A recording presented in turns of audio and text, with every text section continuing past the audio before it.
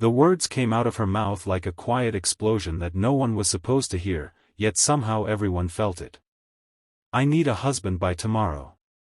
It was not said loudly, not shouted across the room, but the weight of it hung in the air like a storm cloud about to burst. The waitress's hands were shaking as she wiped the same clean table again and again, her eyes hollow with panic, her smile cracked beyond repair. Life had backed her into a corner so tight that desperation had become her last language. Before the story pulls you any deeper, take a moment right now. If you believe in kindness, second chances, and unexpected miracles, please like this video, share it with someone who needs hope, subscribe to the channel, and tell us in the comments where you're watching from. Your small action might be part of someone else's big healing. Her name was Emily Carter, and she had learned early how to survive on very little. The diner where she worked sat on the edge of a tired highway, its flickering sign buzzing like an insect that refused to die. Emily had worked there for 7 years, memorizing the cracks in the vinyl seats, the smell of burnt coffee soaked into her clothes, and the way people looked right through her as if she were part of the furniture. She was 28, but exhaustion had etched lines into her face that made her look older, worn down by nights spent counting unpaid bills and days spent pretending everything was fine. That morning, the weight was heavier than usual, pressing on her chest until even breathing felt like work. Tomorrow was the deadline. Not an emotional one, not a symbolic one, but a legal, life-altering deadline. Her grandmother's old house, the only place that had ever felt like home, was tied up in a clause so cruel it felt like a joke. To keep it, Emily had to be married by the end of the following day. It sounded absurd, like something out of a bad movie, but it was real, stamped and signed and merciless. The house meant safety, meant stability, meant she would not be sleeping in her car if the rent went unpaid one more time. Without it, she would lose everything. Emily had laughed when the lawyer explained it, a broken laugh that quickly turned into tears she refused to shed in front of anyone. Who gets married by tomorrow? Who chooses a life partner on a clock? Who looks at love like a ticking bomb? The answer, she had learned, was someone with no other choice. Now here she was, pouring coffee for strangers, whispering her impossible truth into the empty space of the diner as if the walls might offer a solution. At the counter, unnoticed until that moment, sat Daniel Brooks. He had been there for nearly an hour, long enough for his coffee to go cold twice. Daniel carried exhaustion differently than Emily. Where hers was sharp and frantic, his was quiet and heavy, the kind that settled into the shoulders and never quite left. He was 35, a single father to 3 5-year-old boys, triplets who had turned his life into a beautiful chaos after their mother passed away 2 years earlier. His days were a blur of school lunches, laundry, bedtime stories, and the constant fear that he was failing them in ways he could not see. Daniel rarely went to diners. Money was tight, time was tighter, but that morning he needed a break from the noise of his own thoughts. His boys were at school, and the silence of the house had been too loud. He had come in hoping the smell of coffee and the low hum of life would remind him he was still part of the world. Instead, he found himself watching Emily slowly unravel, seeing something painfully familiar in her eyes. It was the look of someone standing at the edge, pretending not to notice the drop. When Emily's whispered confession reached him, it did not shock him. It settled into him, stirred something he had kept buried. He understood desperation. He understood impossible choices. He understood what it felt like to be trapped by circumstances you never asked for. As she moved from table to table, forcing a smile, Daniel felt a pull he could not explain. It was not romance, not pity, but recognition. Two people drowning in different waters, close enough to see each other struggle. Emily's shift felt endless. Every clink of a plate, every forced laugh from a customer chipped away at her resolve.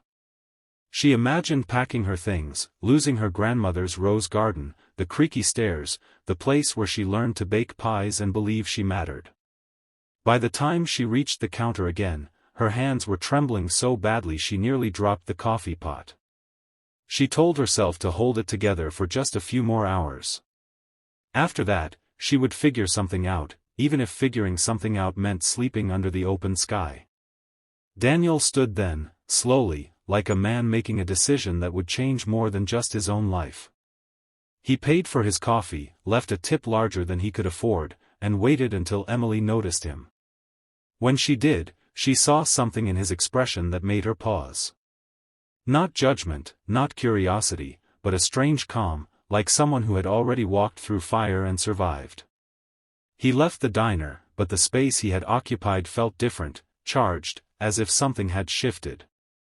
That afternoon, fate did what it does best when people are too tired to fight it. Emily found Daniel waiting outside when her shift ended, his old car parked under the dying light. The conversation that followed was awkward, careful, heavy with unspoken fears. Two strangers laying bare their lives in fragments, testing the ground before each step. Daniel spoke of his boys, of the loneliness that crept in after bedtime, of the guilt of feeling like he was never enough. Emily spoke of the house, the deadline, the fear of losing the last piece of her family. There were no promises, no grand declarations, just honesty raw enough to hurt. What they considered that day was not a fairy tale. It was messy, terrifying, and fragile. A marriage of necessity, a partnership born from survival rather than love. Yet beneath the fear was something neither expected, a quiet sense of rightness, as if their broken pieces fit together in a way that surprised them both. Daniel did not see Emily as a problem to solve. Emily did not see Daniel as a savior. They saw each other as human beings standing at the same crossroads, choosing not to walk alone. The next day arrived faster than either was ready for. Papers were signed in a small office that smelled of dust and old books. There were no guests, no white dress, no music. Just two people holding their breath as the ink dried, wondering if they had just made the biggest mistake of their lives or the bravest choice they ever would. When it was done, Emily felt a strange mix of relief and terror. Daniel felt the weight of responsibility settle even deeper, now carrying not just his sons but a woman whose future was tied to his. Life did not magically become easy. The house creaked with new footsteps, toys scattered where loneliness once lived. The boys eyed Emily with cautious curiosity, their grief still fresh, their hearts guarded. Emily learned quickly that love did not arrive all at once. It came in small moments, in helping with homework, in burnt pancakes on Sunday mornings, in quiet evenings where everyone was too tired to pretend. Daniel watched as Emily slowly found her place, not trying to replace anyone, simply showing up again and again. Months passed, then a year. Somewhere between shared struggles and shared laughter, something unexpected grew. Trust took root. Respect followed. Love arrived softly, without announcement, in the way they looked for each other in a crowded room, in the comfort of knowing someone would be there at the end of a hard day. The marriage that began as a contract became a choice, renewed daily in small, meaningful ways.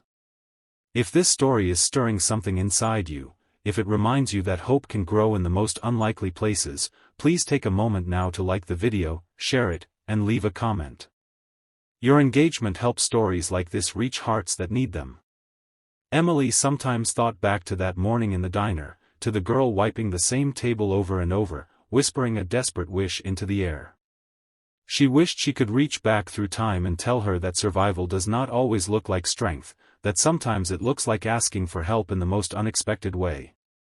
Daniel watched his sons run through the old rose garden, their laughter filling the space where silence once lived, and understood that family is not always born from love at first sight, but from choosing to stay.